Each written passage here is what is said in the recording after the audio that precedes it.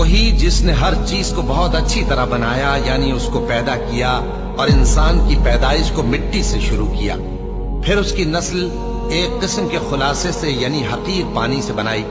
फिर उसको दुरुस्त किया,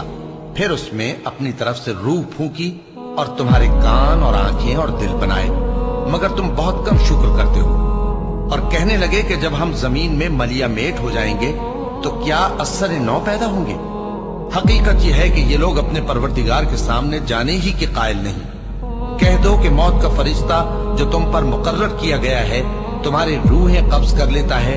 फिर तुम अपने परवरदिगार की तरफ लौटाए जाओगे और तुम ताज्जुब करो जब देखो कि गुनाहगार अपने परवरदिगार के सामने सर झुकाए होंगे और कहेंगे कि ऐ हमारे परवरदिगार,